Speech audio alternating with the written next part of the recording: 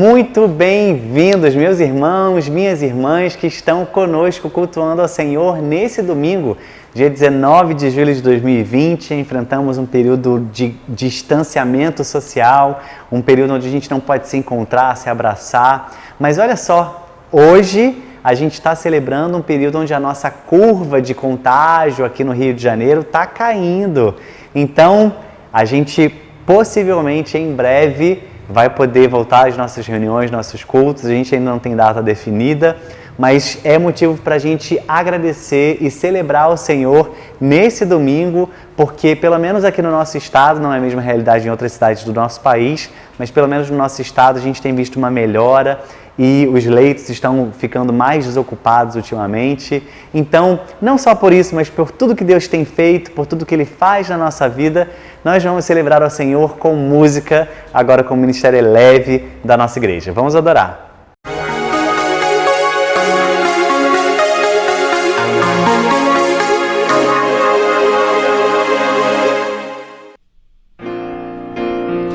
A palavra de Deus nos diz, na carta aos Tessalonicenses, o apóstolo Paulo nos diz que nós devemos dar graças a Deus em tudo, porque esta é a vontade de Deus.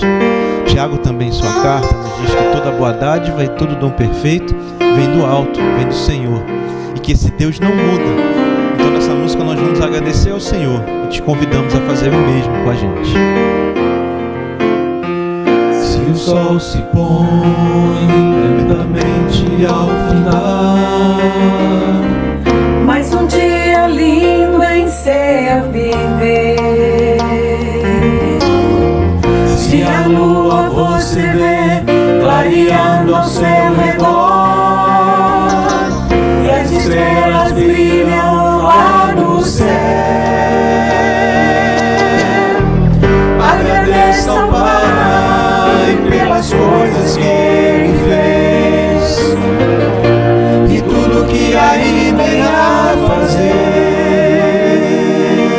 Se alguém que você ama E sorrir e compreender, agradeça a Jesus pelo seu viver.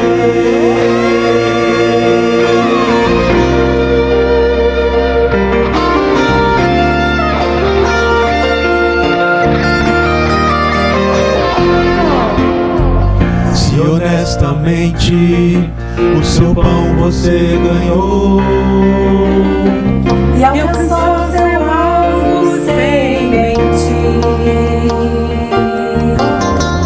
Se Jesus esteve todo tempo com você e a sua meiga voz você ouviu,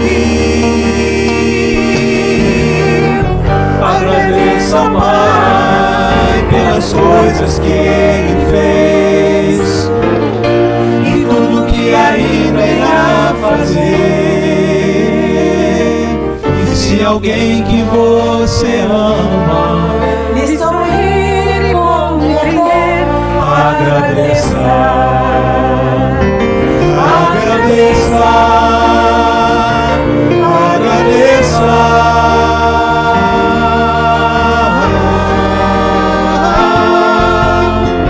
Agradeça ao Pai pelas coisas que Ele fez e tudo que ainda irá fazer. E se alguém que você ama e sorrir e compreender, agradeça, agradeça, agradeça.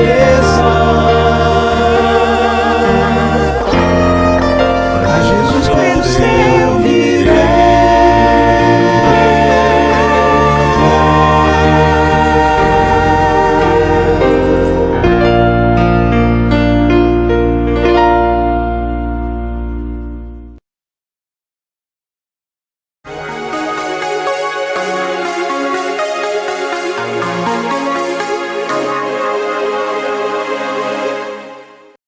A palavra do Senhor nos ensina em Filipenses 4 que nós devemos entregar tudo, todas as nossas ansiedades, todos os nossos medos ao Senhor Jesus Cristo, e a paz dele vai encher os nossos corações quando nós fizermos isso. Então nós vamos cantar o cântico entrego a Ti e que você possa entregar tudo que está te preocupando ao Senhor nesse momento.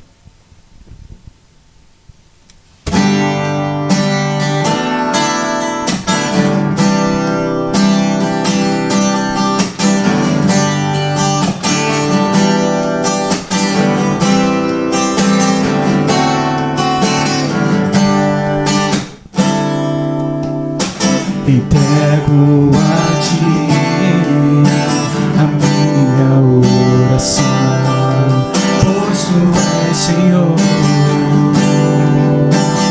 fontes de águas vivas que há em mim. És a minha esperança e descanso em Ti. Posso confiar que a vitória está por mim. Seguro estou em Ti, Tu és um Deus de amor. Não temerei o mal, Tu és o grande eu sou.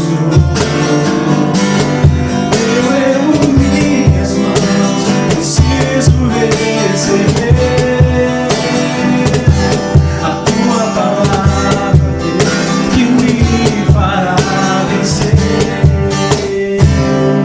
Entrego a Ti a minha oração, pois Tu és Senhor, fonte de águas vivas que há em mim. És a minha esperança e descanso em Ti. Posso confiar que a vitória está por mim. Seguro estou em Ti, Tu és o Deus de amor. Não temerei o mal, Tu és o grande eu sou. Eu ergo minhas mãos, preciso receber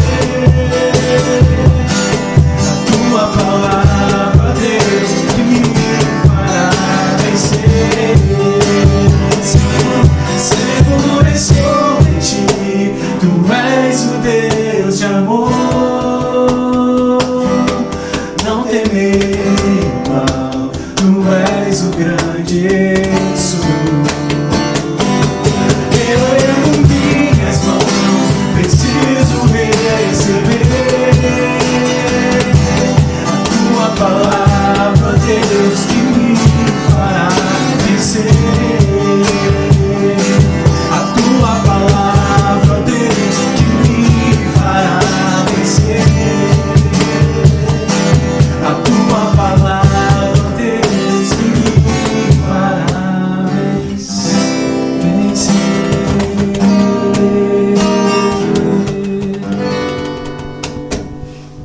Amém. Amém.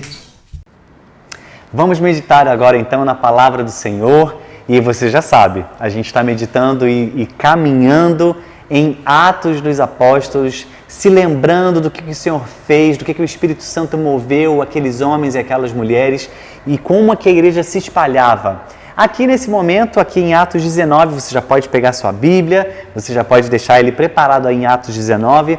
A gente, como na semana passada nós conversamos, o apóstolo Paulo se encontra na cidade de Éfeso e muitas coisas já aconteceram lá. Se você não assistiu a mensagem da semana passada, volta aqui no nosso canal do YouTube, você pode rever, inclusive, não só a mensagem do começo do capítulo 19, mas as mensagens mais antigas que falam dos outros capítulos de Atos. Eu recomendo para você que está chegando agora assistir. Bem, a gente vai ler a partir do versículo 23 e entender, lembra que eu falei na semana passada que teria algo muito impressionante acontecendo nessa semana? Então vamos juntos continuar aprendendo o que aconteceu em Éfeso. Você pode ver aí no comecinho, aconteceu um grande tumulto. Eu vou ler, a gente vai começar uma leitura para a gente saber o que aconteceu. Então diz assim, olha: Naquele tempo, a partir do versículo 23, naquele tempo houve um grande tumulto por causa do caminho com letra maiúscula, você está vendo aí.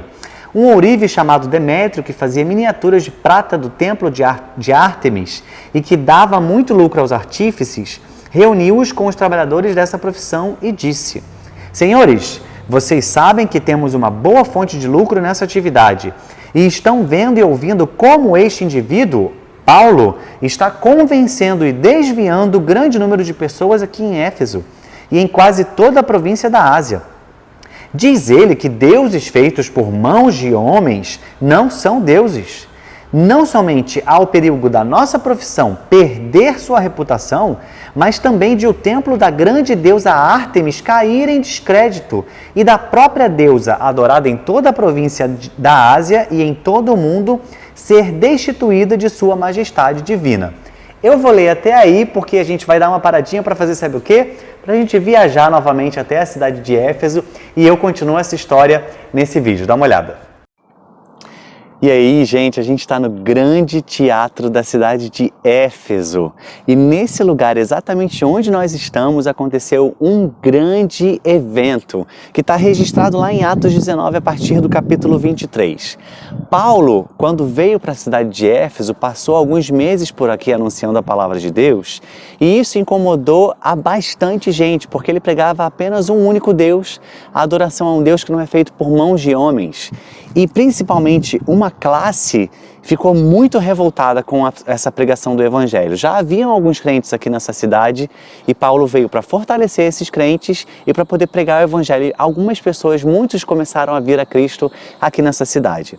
Mas Éfeso era conhecida bem próximo daqui, ficava o templo de Ártemis, a deusa Diana, também conhecida como deusa Diana.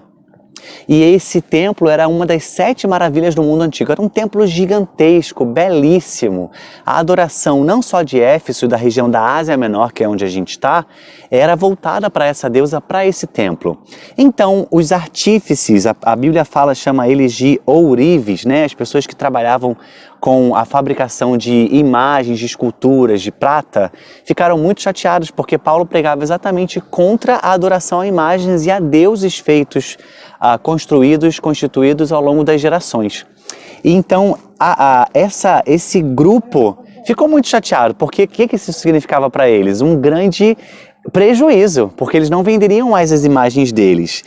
Até que um artesão, e esse artesão se chamava Demétrio, começou um movimento aqui nessa cidade, aqui em Éfeso, dizendo que, olha, vocês sabem que nós temos uma boa fonte de lucro nessa atividade e muitos aqui estão ouvindo esse indivíduo, esse Paulo, estão convencendo essas pessoas, um grande número dessas pessoas estão se desviando da adoração à deusa Ártemis, a deusa Diana. E aí ele falou, isso é um grande perigo para a nossa reputação e para o nosso ofício, porque a gente não vai ter os recursos para continuar vendendo as nossas imagens. E aí a multidão começou a gritar, grande é a Ártemis dos Efésios. A cidade ficou completamente alvoroçada, até que todo mundo veio para cá, e quando a multidão e esses artesãos vieram para cá, eles trouxeram junto com eles 2 dos discípulos de Paulo, dos discípulos de Jesus que estavam aqui nessa cidade. Algumas pessoas pensavam que estavam falando contra Alexandre o Grande, contra o imperador romano da época, mas não, essa não era a questão. Até que veio todo mundo para cá e Gaio e Aristarco, discípulos de Paulo, foram arrastados para esse teatro para serem julgados. Paulo queria vir para cá, para vir em defesa deles, para discursar, para conversar com o pessoal, mas os outros discípulos falaram para ele, Paulo, fique em casa, não vá até lá. Então, aqui nesse lugar, uma outra pessoa, eles começaram, quando essa confusão começou, eles começaram a gritar, grande é a Ártemis dos Efésios. Eles ficaram gritando isso daqui, gente, por 2 horas. Imagina esse teatro que cabe mais de 25 mil pessoas, não sei se estava lotado, mas um monte de gente gritando por mais de 2 horas, grande é a Ártemis dos Efésios. Até que o escrivão da cidade começou a discursar e a dizer as seguintes palavras, Efésios, vocês, povo de Éfeso, quem não sabe que a cidade de Éfeso é guardiã do templo da grande Ártemis e de sua imagem que caiu do céu? Portanto, visto que estes fatos são inegáveis, acalmem-se e não façam nada precipitadamente. Vocês trouxeram estes homens aqui, embora eles não tenham roubado templos nem blasfemado contra a nossa deusa. Se Demétrio e seus companheiros de profissão têm alguma queixa contra alguém, os tribunais estão abertos e há procônsules. Eles que apresentem suas queixas ali. Se há mais alguma coisa que vocês desejam apresentar, isso será decidido em assembleia conforme a lei. De maneira como está correndo o perigo de sermos acusados de perturbar a ordem pública por causa dos acontecimentos de hoje. Nesse caso, não seríamos capazes de justificar este tumulto, visto que não há razão para tal. E tendo dito isso, encerrou a assembleia. Então esses nossos irmãos passaram por um grande livramento, porque realmente não havia pregação contra a deusa, mas a pregação de Jesus Cristo, que não falava diretamente contra a deusa adorada aqui. Isso tudo aconteceu nesse lugar que a gente está hoje, aqui no Grande Teatro de Éfeso. Muito emocionante estar aqui, relembrando essa história nesse lugar. Voltamos aqui para o Brasil. Viram? É tão legal a gente poder ver exatamente o lugar onde essa cena se passou, lá no anfiteatro de Éfeso. Mas antes da gente continuar a nossa reflexão, eu queria te levar para um outro lugar lá na cidade de Éfeso, que é o templo, o lugar, pelo menos, onde ficava o templo da deusa Diana, da deusa Ártemis. Vamos ver mais esse lugar histórico lá em Éfeso, dá uma olhada. E aí, pessoal, a gente está no templo da deusa Ártemis, aqui em Éfeso, que é também conhecida como a deusa Diana. A gente vê lá na história de Atos 19 um grande movimento do povo de Éfeso contra os discípulos de Cristo aqui, os seguidores de Jesus, aqui em Éfeso. E esse lugar aqui é uma dessas grandes razões. Por quê? Porque aqui ficava o templo da deusa que era adorada não só aqui na cidade de Éfeso, mas em toda a Ásia Menor.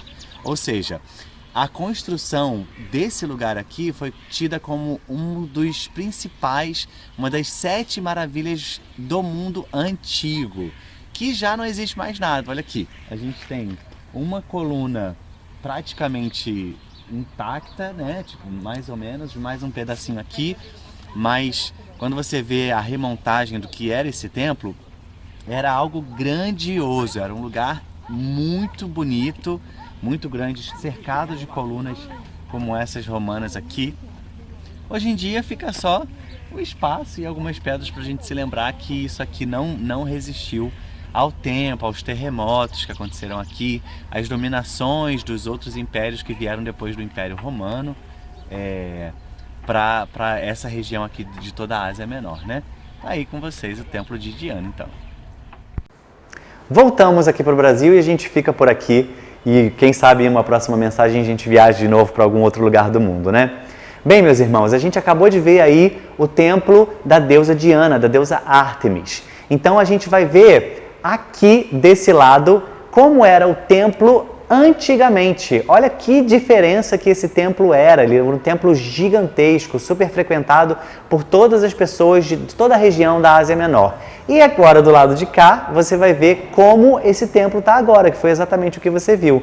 Olha que diferença, muita diferença. E esse templo, devido aí, como eu falei no vídeo, a vários terremotos e dominações de outros povos depois do Império Romano, não sobrou absolutamente nada além daquela pilastra que a gente viu lá no vídeo. Mas a gente aprende muitas coisas, até com esse terremoto, até com esse templo não existir mais, e muitas coisas com essa passagem. Você já entendeu o panorama histórico, você já entendeu tudo o que aconteceu nessa passagem, então a gente vai partir direto agora para a aplicação desse texto, que é um texto tão rico. Mais uma vez, você sabe, toda vez eu acho que eu falo isso, eu sou apaixonado pelo ministério de Paulo e pelo ministério dos nossos irmãos e irmãs lá em Atos dos Apóstolos, que viveram coisas tão incríveis, né? Essa cidade de Éfeso, como a gente falou na semana passada, dali, desse tempo de ensino, desse tempo de dedicação de Paulo ensinando ali na escola de Tirano, você se lembra disso? Ele passou ali 3 anos da sua vida ensinando na escola de Tirano, de 11 da manhã às 4 da tarde, que era um período onde os comércios normalmente fechavam. Hoje em dia a gente chama de siesta, né? Em alguns países isso é muito forte ainda. Mas nesse tempo também funcionava assim. Ele se dedicou ali à evangelização, à proclamação do evangelho. E isso não serviu apenas para a cidade de Éfeso. Essa região que a gente vê na Bíblia conhecida como Ásia Menor, ela é composta por várias cidades, não exatamente na Ásia que a gente se lembra, quando a gente ouve Ásia, talvez se passe aí pela sua cabeça. Tailândia, Índia, Vietnã, Camboja. Não, esse pedaço que dá hoje, da atual Turquia, já fica no continente asiático. A Turquia, ela se divide entre continente europeu e continente asiático. Então, todas aquelas igrejas, Laodiceia, Hierápolis, Colossos e outras igrejas famosas que você já pode ter lido também aí na Bíblia, ficam em volta ali da igreja de Éfeso. Isso é para a gente entender como essa influência da dedicação de Paulo na evangelização desse povo alcançou muitas cidades, como eu também já falei na semana passada.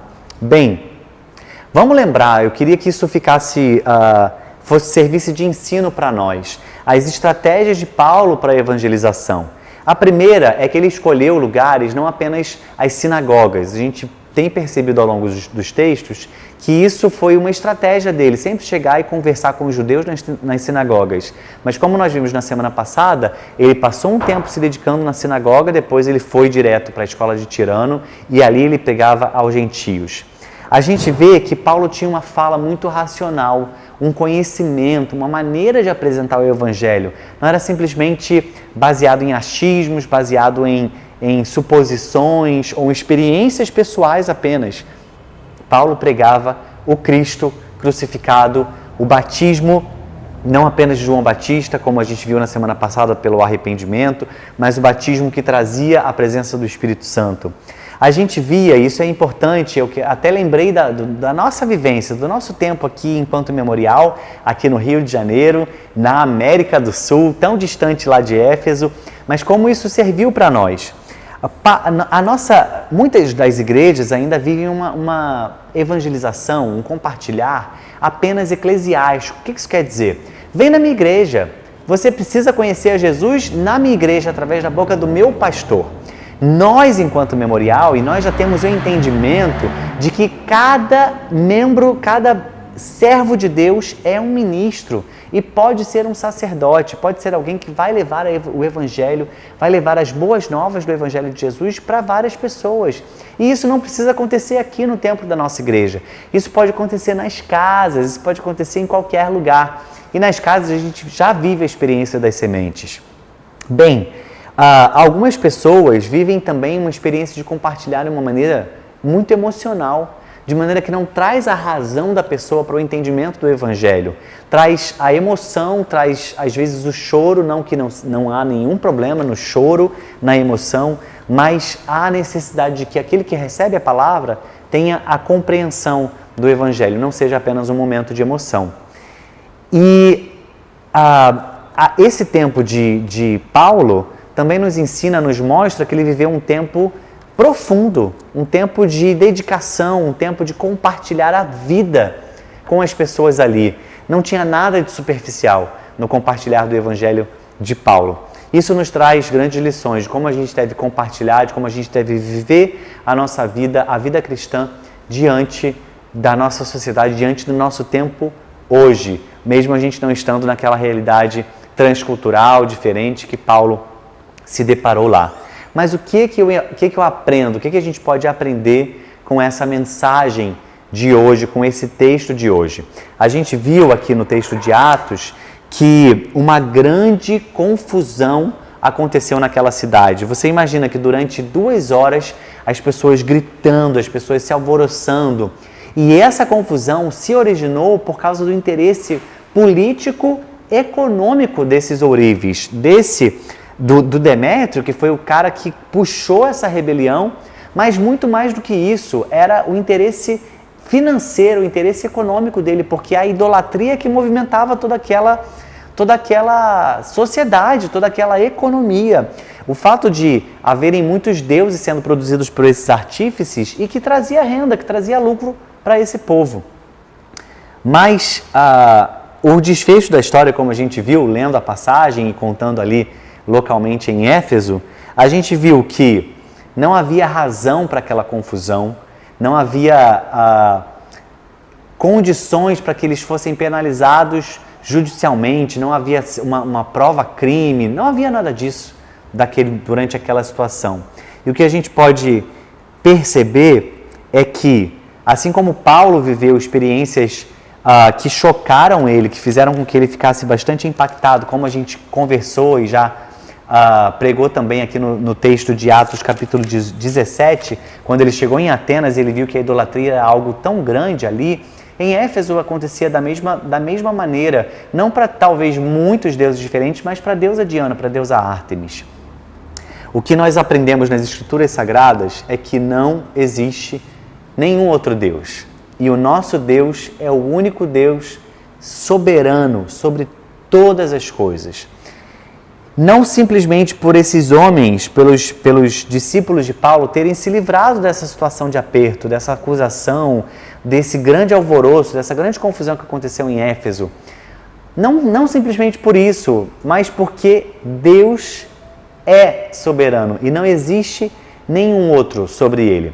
Talvez eles estivessem esperando que a sua própria deusa se levantasse, se colocasse. Eles defendiam o nome dessa deusa, essa causa, não simplesmente porque ela era poderosa, mas porque os seus negócios estavam sendo afetados. Então você percebe como nem sempre o Deus adorado é um Deus que é simplesmente reconhecido por ser Deus, mas porque há outros interesses em volta dessa situação, dessa exploração desse povo, dos interesses econômicos, como a gente está vendo aqui. Isso me fez lembrar da passagem de Isaías, no versículo 46, no versículo 9. O próprio Deus fala a respeito de si mesmo através da boca do profeta Isaías. Ele diz: lembre-se das coisas passadas, das coisas muito antigas. Eu sou Deus e não há nenhum outro. Eu sou Deus e não há nenhum como eu. Talvez você esteja assistindo aqui no nosso culto, essa palavra, e você não professe ao Senhor Jesus como seu Deus, você não reconheça ao nosso Deus, ao único e verdadeiro Deus, como o único Deus. Você talvez acredite em Deus, mas acredite em outros deuses. Você tem uma pedra de energia, você tem uma estátua de adoração, você tem uma bandeira, um pedaço de tecido, você tem um lugar específico onde você entende que ali coisas maravilhosas acontecem. Eu quero te dizer que só existe um Deus e Ele é soberano acima de todas as coisas. Eu quero trazer também à memória o Salmo 2, que é um salmo messiânico, é um salmo onde a gente tem a figura do Messias sendo demonstrada nesse salmo, e do versículo 1 ao 4 a gente lê assim: por que se amotinam as nações e os povos tramam em vão? Os reis da terra tomam posição e os governantes conspiram unidos contra o Senhor e contra o seu ungido e dizem: façamos em pedaços as suas correntes, lancemo-nos de nós as suas algemas. Do seu trono nos céus, olha o que o Senhor faz a respeito de todos os outros deuses, a respeito de todas as outras, aqueles que se dizem divindades ou aqueles que os outros dizem ser divindades, como o povo de Éfeso fazia sobre a deusa Ártemis. Olha o que diz o versículo 4: do seu trono nos céus, o Senhor põe-se a rir e caçoa deles. O Senhor olha para toda essa idolatria no nosso mundo, o Senhor olha para tantas pessoas que têm se dedicado. Ele não debocha dessas pessoas, mas Ele debocha dos outros deuses. Quando Ele olha para essas pessoas, Ele olha com compaixão. Assim como Jesus olhou para aquela multidão e teve compaixão por elas, porque Ele olhava para elas como ovelhas que não tinham um pastor, como um rebanho que andava desgovernado, buscando, procurando alguma coisa que pudesse satisfazer a necessidade que só o próprio Senhor Jesus poderia satisfazer. Nesse tempo onde a gente tem milhares de deuses sendo adorados por aí, é sempre bom a gente reforçar que só o Senhor é Deus. É o que Ele fala a respeito dele mesmo, como a gente acabou de ver em Isaías, e é o que a gente precisa se lembrar no nosso coração. O nosso Deus, Ele é soberano, Ele não perde o controle de nada, em momento nenhum, seja durante uma pandemia, seja durante um desemprego, seja durante uma situação mais extrema que acontecer, Ele está no controle. O nosso Deus, o meu Deus, é soberano. Coloca um aleluia aí no chat agora, coloca um glória a Deus, coloca um louvado seja o Senhor. Ele é soberano. Celebre comigo essa verdade, meu querido, nesse dia. E para a gente já caminhar para o final, eu não quero falar muito sobre hoje não, para que essas verdades fiquem cravadas no seu coração. E é esse o tema da nossa mensagem, que eu esqueci de dizer lá no começo: destemidos. E por que destemidos? Eu quero chamar a atenção para o comportamento dos nossos irmãos e irmãs que viveram essa situação de aperto. Gaio e Aristarco, companheiros na viagem de Paulo, e o próprio Paulo. Veja como eles se comportaram. Vamos começar com Paulo. Paulo queria ir até lá, ao encontro dos seus companheiros, para ajudá-los, para pregar, para poder defender, para poder ir ao socorro, prestar socorro para os seus irmãos ali naquele momento. E alguns dos seus amigos também fiéis disseram para ele: não vá até lá, fique em casa. É o famoso fique em casa que a gente tanto ouve aqui, né? Paulo estava ouvindo exatamente a mesma coisa: fique em casa, não vá até lá. Mas ele queria, o ímpeto dele era sair e correr em direção ao anfiteatro de Éfeso e se meter naquela confusão para poder trazer alguma palavra, como ele já fez em tantas outras situações, como a gente se lembra. Já Gaio e Aristarco estavam ali. A gente não vê nenhuma fala deles durante todo o texto, mas eles estavam ali. Toda a população gritava e fazia um estardalhaço naquela cidade, e eles estavam ali. Lucas não relatou para a gente se alguma fala específica deles, mas eles se mantiveram. Somos servos do Senhor Jesus e representamos essa mensagem que esse tal de Paulo, que está fazendo uma confusão aí, que fez com que as vendas baixassem dos templos e dos artífices aí, pró-deusa Diana, nós somos esses caras, nós somos eles. Eles foram destemidos. Quando alguma situação acontece na sua vida, que vem para te desconcertar, que vem para te chocar, te desbaratinar, sabe essa palavra? Tipo, que vem para te deixar de uma maneira, num lugar instável, num lugar de aperto, num lugar de eu não tenho a resposta, eu não sei o que fazer. Será que a sua resposta tem sido o medo? Muitas vezes o medo toma o nosso coração, faz com que a gente não consiga se mover, faz com que a gente não consiga ecoar uma palavra de coragem, faz com que a gente não consiga dar o próximo passo. A gente fica paralisado. O medo é assim, o medo nos deixa completamente confusos. Você que talvez esteja no leito do hospital ouvindo essa mensagem agora, você está sentindo medo, isso é legítimo. Mas o medo não pode nos cegar, porque quando essa cegueira do medo vem, a gente perde a noção do tamanho e da soberania do nosso Deus. É o que o próprio Deus fala pra gente, o que a gente acabou de falar. Ele é soberano e nada pode detê-lo e nada pode parar o mover do Senhor sobre a sua vida, meu irmão. Eu quero te lembrar isso hoje. Nada, absolutamente nada pode separar você do amor de Deus que está em Cristo Jesus. Uma vez que nós fomos redimidos e dissemos sim para o Espírito do Senhor, para a palavra do Senhor, para o sacrifício de Jesus na cruz, nada pode nos separar do amor de Deus que está nele. Diz Romanos 8, o próprio Paulo escreveu essas palavras poderosas. Lembre-se disso. Quando uma situação, talvez você nunca passe por uma situação de aperto tão grande quanto essa, mas outras podem acontecer, a perda de um bebê, você pode perder entes queridos para doenças, para acidentes, para infartos, para situações adversas. Você pode estar querendo dar um passo, abrir um novo negócio, começar uma vida nova em outra cidade. Pode haver uma direção de Deus para você, pode haver uma proposta. E o medo vem.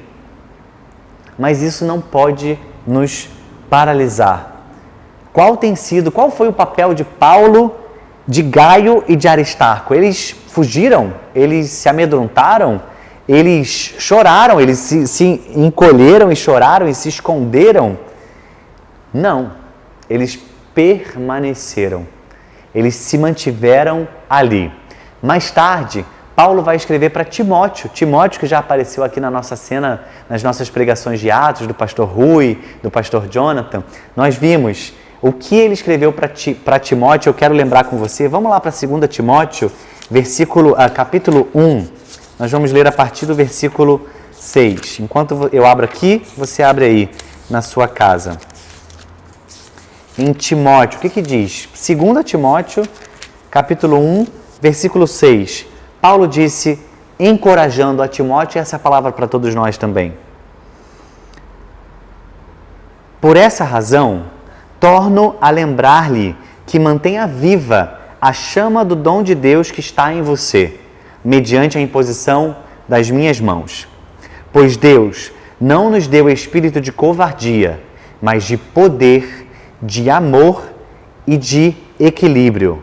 Portanto, não se envergonhe de testemunhar do Senhor, nem de mim, que sou prisioneiro dele, mas suporte comigo os meus sofrimentos pelo Evangelho, segundo o poder de Deus. Se a gente sabe de alguém que passou aperto nessa vida, esse foi Paulo, que foi perseguido. A gente vai continuar a nossa história em Atos, mas você vai ver quantas coisas terríveis ainda estão por acontecer na vida do apóstolo Paulo. E quantas coisas a gente já viu nas outras cidades por onde ele passou. Mais para frente vem ataques, vem naufrágio, vem prisão e vem morte. Quantas coisas Paulo teve que suportar pelo amor que ele tinha a Jesus Cristo. Não para mostrar para ninguém quão bom ele era, mas por amor a Jesus Cristo. E ele encoraja aqui nessa passagem, é a mesma passagem que eu quero te encorajar. Eu encorajando você nesse dia. Pois Deus não nos deu espírito de covardia, mas de poder, de amor e de equilíbrio. É isso que nos faz ficar de pé, é nos lembrar que Deus nunca nos deixa só. Repete isso comigo. Deus nunca me deixa só. Vamos falar mais uma vez? Fala no chat aí. Deus nunca me deixa só. Ele não nos deixa só. E Ele também não nos deu um espírito para a gente se acovardar, para a gente se esconder, para a gente ficar dormindo, para a gente fugir daquela resolução, daquela conversa, daquela tomada de decisão. Não. Ele nos deu o espírito de poder, de amor e de equilíbrio. Qual tem sido a sua reação? Qual tem sido a sua postura diante das dificuldades, diante dos problemas da vida? Eu espero que a partir de hoje seja um espírito de poder, de amor e de equilíbrio sobre a sua vida e não de covardia. Assim como esses homens viveram algo inimaginável dentro de um tempo em que eles abençoavam a vida daquela cidade, pregavam, compartilhavam e espalhavam a palavra do Senhor, veio essa confusão, veio essa turbulência, mas que sobre eles veio esse espírito de poder, de amor e de equilíbrio. Tanto que eles permaneceram mais um tempo ali pregando e ensinando em Éfeso e, como a gente já falou, isso se espalhou para a vida de muita gente. Que seja assim, que o Espírito Santo domine você, sua mente, o seu coração em Cristo Jesus para você se mover em poder, amor e equilíbrio. Vamos orar? Pai, essa história de Paulo, essa história dos nossos irmãos lá em Éfeso, tanto nos abençoaram, tanto nos encorajaram. E sobre a vida dos meus irmãos que estão assistindo, que estão cultuando conosco nesse momento, eu peço, Senhor, sonda o nosso coração, sonda o meu coração, porque eu também fico com medo, eu também fico, por vezes, sem saber para onde ir, sem saber o que fazer. Eu também esqueço de que o Senhor é Deus, de que o Senhor é soberano e tento fazer as coisas pela obra das minhas próprias mãos. Mas, Senhor, ajuda-nos, Senhor, a lembrar de que o Senhor é soberano, de que o Senhor não perdeu o controle, de que nas suas mãos está o controle de todas as coisas, de todo o mundo, está sobre você. Enche-nos, Pai, do espírito de poder, amor, de equilíbrio e tira de nós toda covardia, todo medo, toda angústia, porque o seu espírito é amor, é força sobre nós. E é assim que nós queremos viver. Ajuda-nos nisso, Pai. Ajuda a mim e ajuda cada um dos meus irmãos que está celebrando esse culto junto conosco. Eu oro, crendo que o Senhor vai fazer coisas maravilhosas na minha vida e na vida dos meus irmãos, não só nessa semana, mas em toda a nossa caminhada contigo. Ajuda-nos nisso, Deus. Oramos em nome de Jesus. Amém. Amém.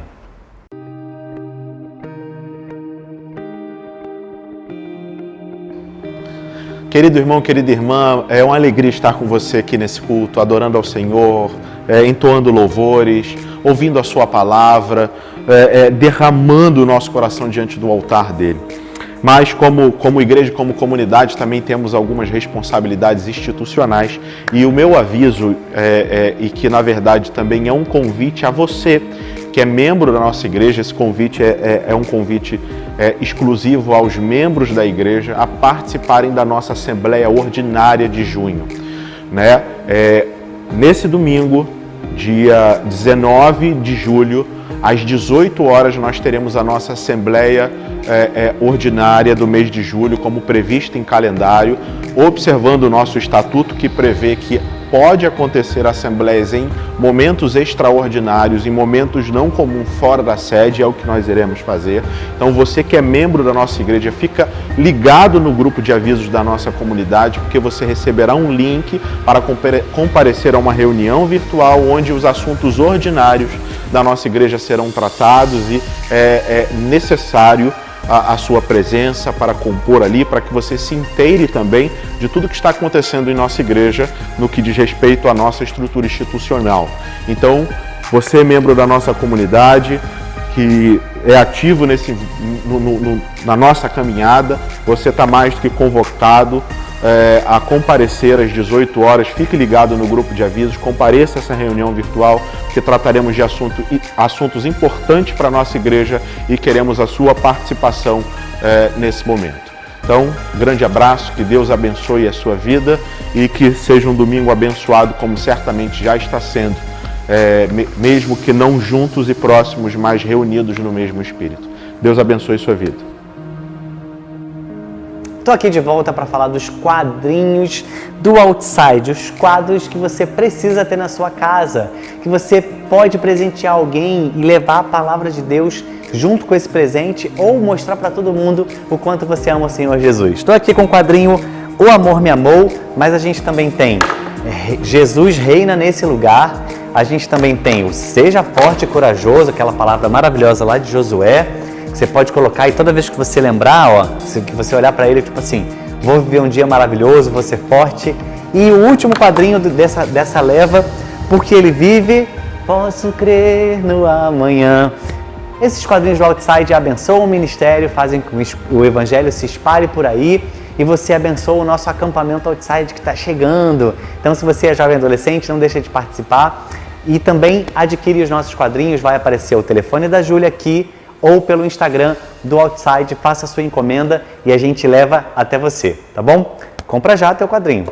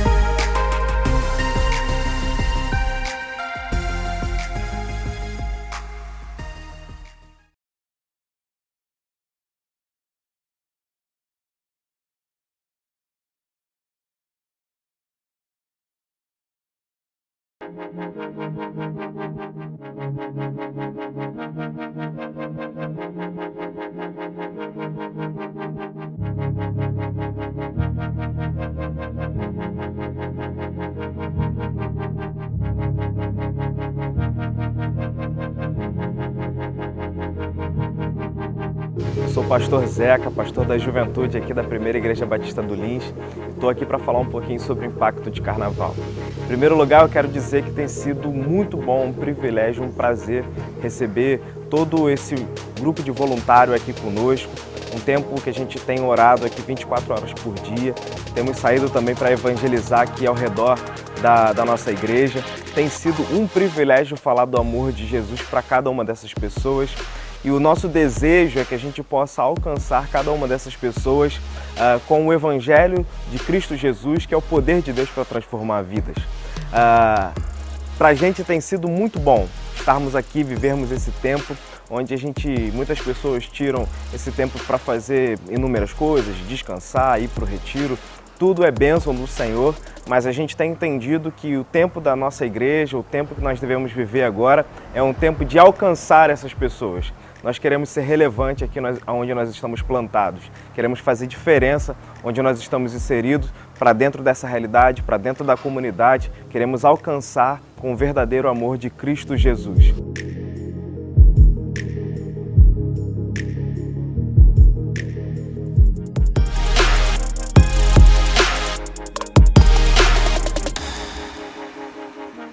Se você quer conhecer um pouco mais desse projeto, procure a Missões Rios, procure a Convenção Batista Carioca e faça parte também desse projeto, fazendo com que a sua igreja também seja uma igreja sede, base do impacto de carnaval. Eu tenho certeza que vai impactar tanto a sua vida, tanto a vida dos voluntários da sua igreja, como a vida das pessoas que estarão ao seu redor.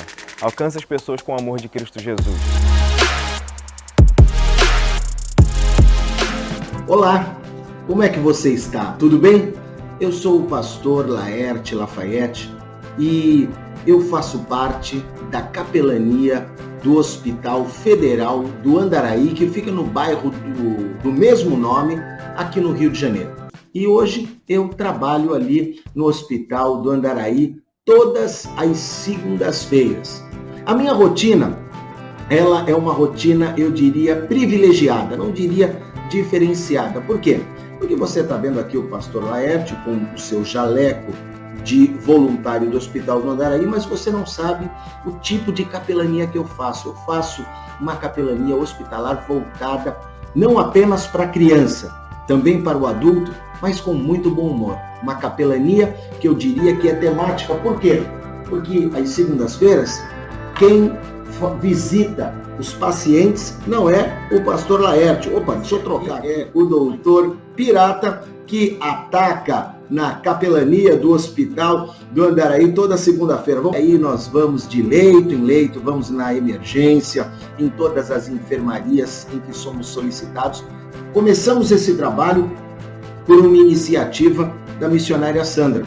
O desejo da missionária Sandra era ter um trabalho que fosse específico do hospital, que houvesse uma continuidade, uma sequência.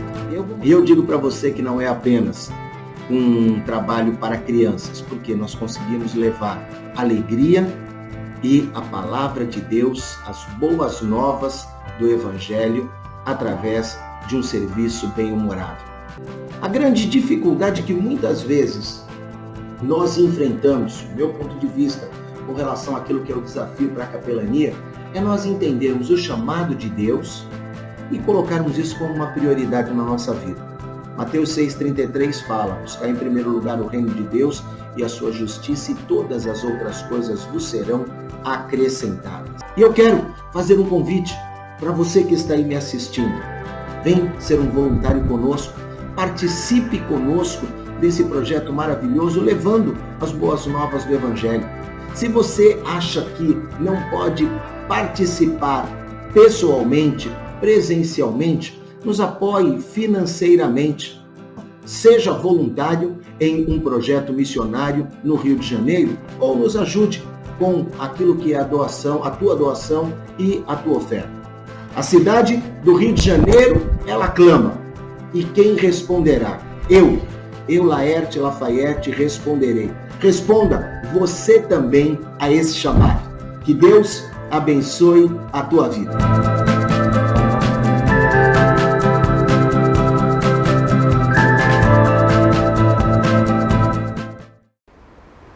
Glória a Deus, meus irmãos. Que bom, a gente está terminando o nosso culto, mas você sabe, o nosso culto não termina aqui. Você está só começando uma semana que vai ser incrível e eu espero que você se lembre, seja destemido na presença de Deus, que a sua vida, que o seu comportamento, que as suas posturas durante essa semana sejam posturas destemidas, e que você possa enfrentar tudo o que vai acontecer, as coisas boas e as possíveis coisas ruins, com a esperança, com a certeza de que o Espírito Santo, de que Deus está com você.